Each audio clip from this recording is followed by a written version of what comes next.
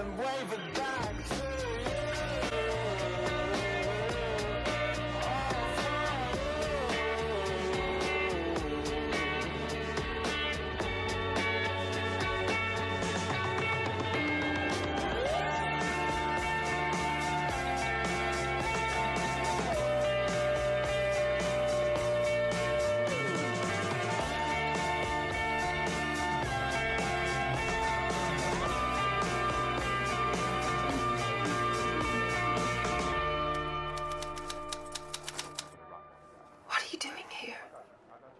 I'm not flying.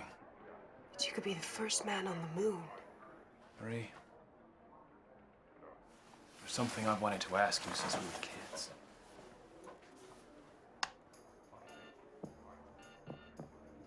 And now is the time. Would you like to dance with me? What's your name, son? Neil Armstrong, sir. Well, Neil. How'd you like to be the first man on the moon?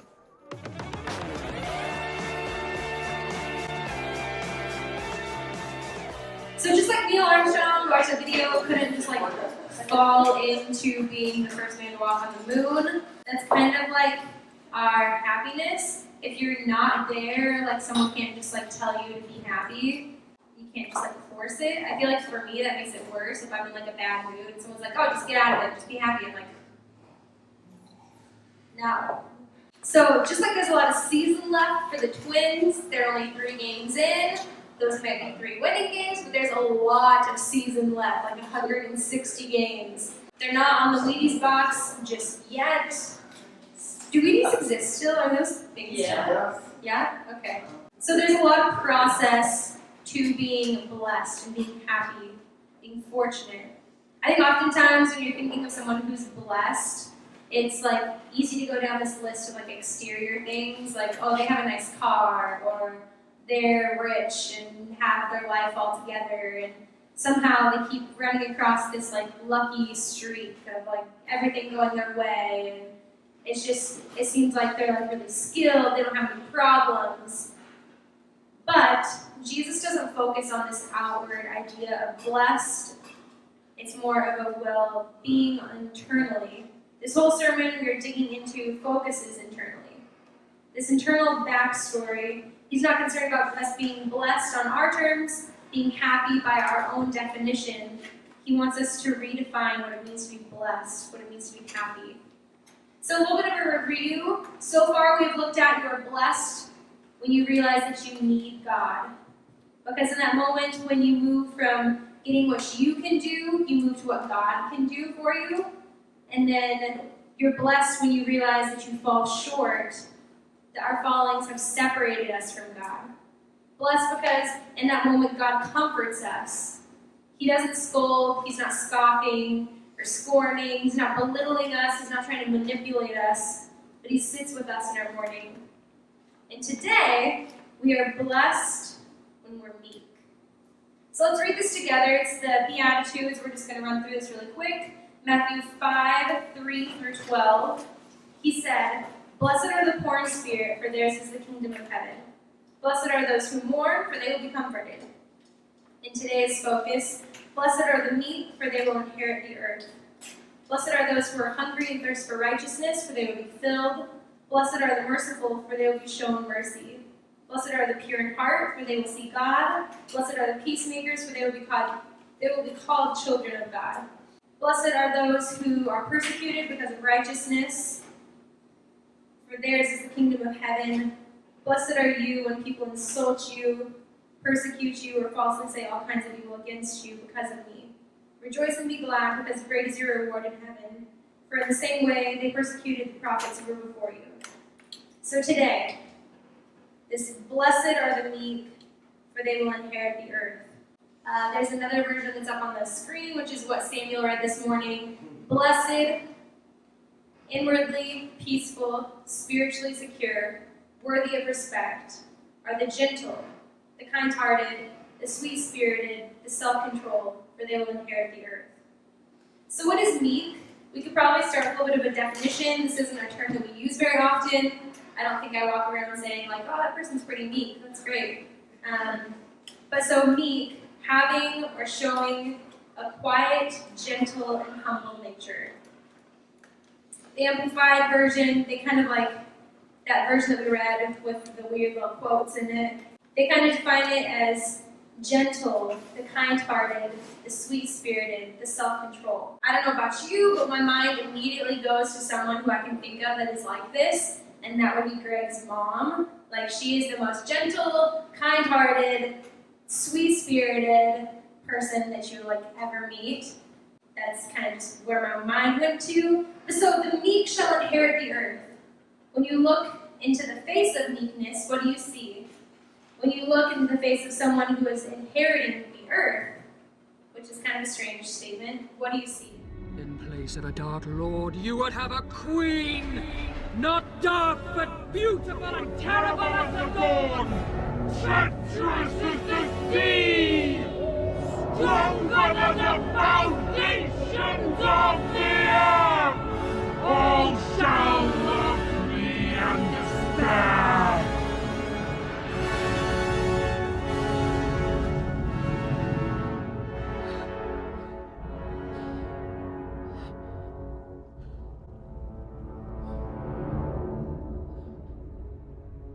I passed the test. So if you've never seen Lord of the Rings, like Greg, you're probably a little confused. But so there's like a test of Frodo's meekness, his humbleness.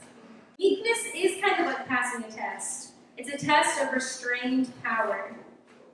I want to give you some time to work through this idea of meekness. You can use your Bible, you can use your phone, if you want to like Google search something like more definitions, or just talk it out around your table, listen to each other, write on your announcement card. There's a section on there that says, what is meekness?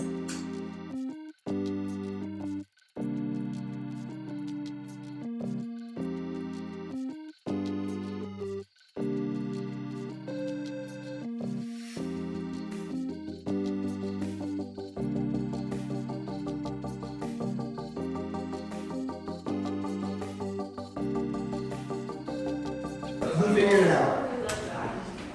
Anyone? Do you have the answer? No, to the question. 42? Yeah, I know that. We're worse off when you started. Anyone have any thoughts they think they'd like to share to the group? What do you think, Samuel? What'd you say? Well, one time, these two people that I respect their opinions of very much described this word picture of one of them has a brother, and he's like a football player. He's like a linebacker for like whatever. He's a large man, very large man. And then he had a baby.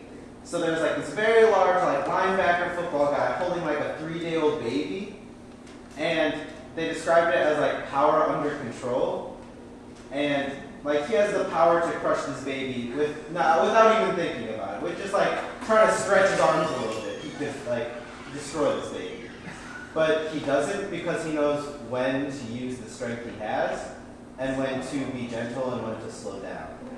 And that picture has stayed in my mind for years. So that's what I think of when I think of Meek. This verse one time that people shared with me before I was a camp counselor, which was like one of the hardest things I've done over a long period of time, where you're supposed to be modeling Jesus, but you're also sanctified and dirty, was this verse in 2 Timothy, which is, for God gave us a spirit not of fear, but of power and love and self-control. So, like, God's spirit is the thing that is giving us the self-control, and then the Amplified version uses self-control as part of the definition. We were talking about the difference between society's definition of meek and then like God taking it and reclaiming it, which is what he seems to be doing with the other words in the Beatitudes. Like taking one that like looks like weak and then taking it and saying like, no, this is when you're like really strong. Yeah, it's interesting you bring up society, because I was telling Table over here that when you can look up a word on Google and it tells you like the use in literature of a word. And if you look at meek, in the 1800s, it was used 10 times the amount that it is today. Like, there's just this huge decline. And I think part of that's part of like, when we first started talking about this at our pastoral staff, I was like, I have no idea what this word like means. Like, it's such a weird word. I've never heard anyone like actually use it in a real sentence except for when they read this verse. Like, that's it. But Jesus said, I mean, it's important for some reason. Jesus says, you are blessed, you're essentially that you are happy when you are meek, when you are these things, when you're kind and gentle-hearted and sweet-spirited and self-control. And those people who are like that are the people that will inherit the earth. And so I want us to look again at the face of the crowd, the people that are following Jesus in this moment as he shares his Sermon on the Mount. In Matthew chapter 4, Jesus is just starting his ministry. This is right after he was tested in the wilderness. He begins his teaching. He calls his first disciples. He starts healing the sick. Let's look at the face of the crowd in Matthew 4, verses 24 through 25. It says, news about him spread all over Syria, and people brought to him all who were ill with various diseases, those suffering from severe pain, the demon-possessed, those having seizures, and the paralyzed, and he healed them.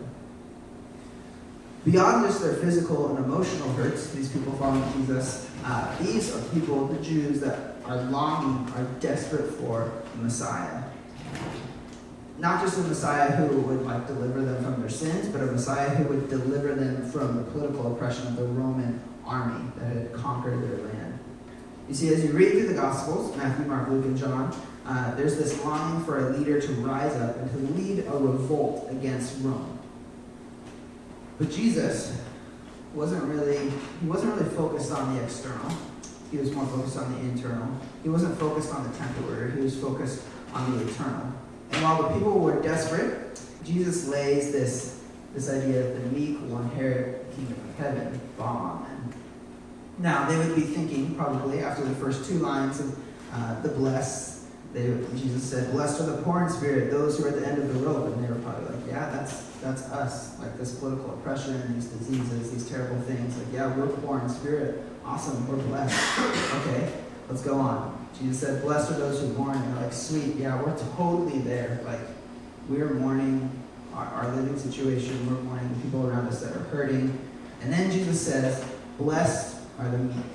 And I could just see like their faces like, what? Like, aren't you supposed to be leading the revolution? Aren't you supposed to be the conqueror? Like, why? What does meekness have to do with that?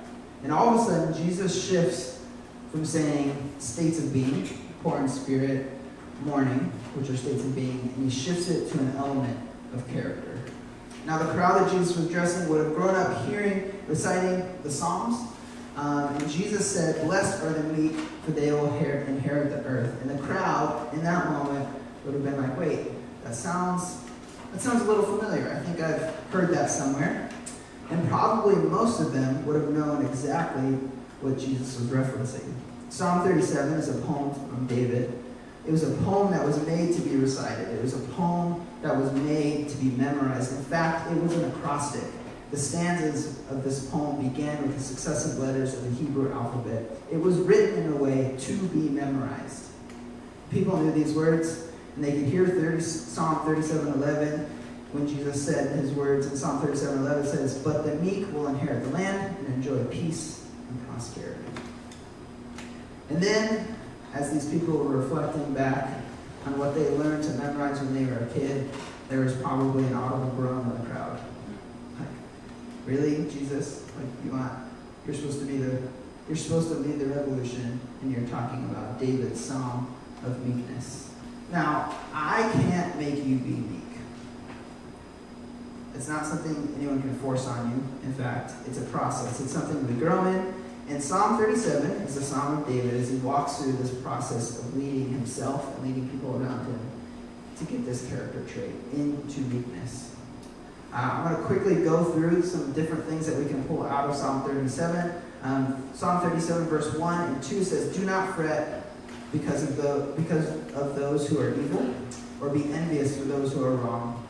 For like the grass, they will soon wither, like green plants, they will soon die away. And so this pathway, this process to meekness starts with not fretting, not envying. It's easy to think, have moments in life where it's, man, it's not fair that they get to do that, or it's not fair that they have that. But Psalm 37 says, relax, you'll get what you deserve. Everyone gets what they deserve in the end. Psalm 37, verse 3 says, trust in the Lord and do well. Trust that God will keep you safe. Delight in what God provides you. Understand the reality that God is truly looking out for you. Trust. It'll be okay. It'll probably be even better than okay. Psalm 37, verse 5 says, commit your way to the Lord.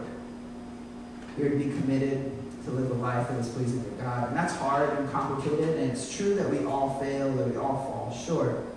But we need to grow in this commitment of doing. In fact, verse 6 says that you will be vindicated, that you will be shown worthy if you stay committed. Psalm 37, verse 7 says, be still before the Lord and wait patiently for him. Be patient.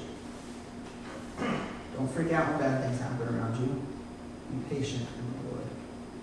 Psalm 37, verse 8 says, refrain from anger and turn from wrath. Have moments of choosing not to get angry. Have moments of choosing to walk away from wrath. Those things, it says, are what leads you to evil. But put your hope in God. And the end is Psalm 37, verse 10 and 11 says, in a little while, and the wicked will be no more. Though you look for them, they will not be found. But the meek will inherit the land and enjoy peace and prosperity. So we're going to internally process these steps for a minute. This little bit of backstory to meekness, that when Jesus said, blessed are the meek, all the people listening would have understand these clear steps. In fact, they would have had this entire psalm memorized. So step 1, don't fret the evil in the world. Step 2, trust God. Step 3, commit to following God. Step 4, be patient. And step 5, refrain from anger and wrath. Now, I don't particularly like process. Like, I just want stuff to kind of happen. Like that Lance Armstrong moment. Neil Armstrong. Anyways. Yeah, also was given. Like, I just want to be like, oh, this is what I'm supposed to do, and then God just like, do it for me, get it done. I don't have patience for process. But unfortunately for us, who often just like want things done, God's kind of into process. Like the story of creation, like God's all powerful. He could have just like done, but the story of creation says that it took 7 days.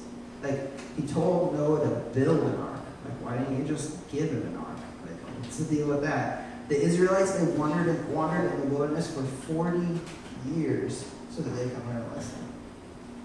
Jesus lived a full life. He was born as a baby. He was a toddler. He was a teenager. He was an adult.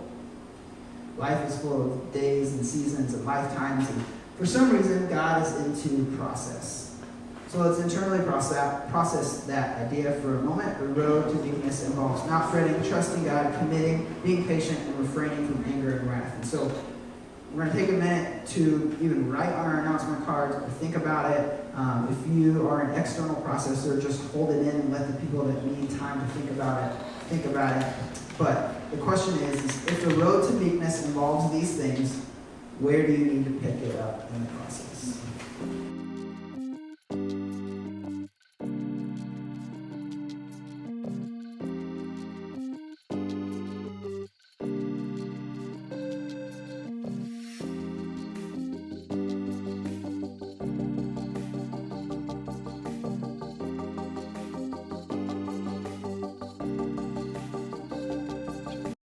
Jesus says that the meek will inherit the earth. Now remember, Jesus is considered with the internal, not necessarily the external. He is focused on the eternal, not the temporal. And so when Jesus says the meek will inherit the earth, he's not just focusing on the here and now, but also of the not yet. God longs to restore what he created back to the Garden of Eden, perfect relationship between God and humanity. Now, relationship with Jesus is the doorway to inheritance. And when I take a breath and get out of the trials of the here and now, and when I have moments where I have meekness in my character, of not fretting, of trusting God, of committing to follow God, of being patient, of refraining from anger and wrath, when I think about Jesus sharing this idea with his crowd of people, I can hear them murmuring amongst themselves. We've tried being nice. We've tried being peaceful. We've tried trusting in God. We've tried to be committed and patient and forgive. We've tried to just roll with the punches and experience and try to be patient and work with God's plan. But look where we're at. We're a conquered people. We're sick. We're broken. And then David's words, Jesus' words, says that it's a process. That inheritance is a process. In Luke 15:11, we see the story, probably a lot of you know, of the prodigal son. A young man, he was the youngest man, in fact, and he demands his inheritance from his father apart from process. Now he's given it, and he goes off and he lives on his own. It says that he blows it all on wild living. And a famine hits the country where he's living, and he has to stoop down to the lowest level of society to survive. He was a laborer doing a job that was culturally unclean. He was feeding the pigs. And he has this moment while feeding the pigs where he comes to his senses and realizes, man, even these pigs have it better than I do. At least they have something to eat. In fact, the lowest servant in my father's household has it better than I do. And he returns to his dad's house. And when he goes back differently than when he left. He didn't go back with his head held high. He didn't go back feeling self-righteous. He didn't go back gloating his position. He didn't go back even demanding a new inheritance. He goes back surrendering his position, admitting his failure, and exposing his need for his father. And as he approaches his dad's house, his father beats him to the punch. He runs out and he meets him. He embraces him. He puts his best robe on him, puts a ring on his finger, and he celebrates his son's return. His son is back. And like he has never left, his inheritance is restored. Now let's look at the Beatitudes we've talked about so far. Jesus said, blessed are the poor in spirit. Poor in spirit, I'm empty. I have nothing by myself. This realization of God, I need you. We talked about mourning. Mourning that my sin and the consequences of sin are all around me, and those cause me to mourn. And today we talked about meekness. I now submit myself. I relinquish my will for God's will. This is right. This is the moment where the prodigal son was. That no matter the outcome, that he can trust his father, that he can submit to his father. And this is where Jesus was trying to draw the crowd to. Today is Palm Sunday. It's a day that we celebrate Jesus' triumphal entering Jerusalem before his death. We see it in Matthew 21, Mark 11, Luke 19, and John 12. And he doesn't come in like a king. He comes in humbly. He comes in meekness. No chariot or army to surround him. Just normal people. Just the peasants. Just his friends, his neighbors, his disciples. And he enters Jerusalem riding a donkey. This Friday, after Jesus celebrates the Passover with his disciples, after washing their feet, Jesus in the garden, before his arrest, his beating, his trial, and his crucifixion, he embodies meekness. In Luke 22, verses 39 through 46, verse 42 specifically, Jesus is in the garden and he prays this prayer. He says, Father, if you're willing, take this cup from me. Yet, not my will, but yours be done. That is the prayer of meekness. Not my will, but yours be done. We see this in Jesus' prayer. We see this in the prodigal son. Not my will, but yours be done, Dad. I hear Jesus call for the crowd before him at the Sermon on the Mount to change their prayer to not my will, but yours be done. This is the prayer that I need to pray. Not my will, but yours be done. This is the prayer we need to pray together. It's a process to get to the point where we can pray that prayer and actually mean it. The process is one that leads to meekness. Meekness towards God is the disposition of spirit in which we accept his dealings with us as good, and therefore without dispute or resisting. So bringing back to the surface our conversations today, we talked about what makes you happy. We talked about what is meekness. get a moment to process thinking about where you are in the process of meekness. And our last dialogue question today says, what area of life, situation, or circumstance do you need to work the process in order to change your prayer to, not my will, but yours be done?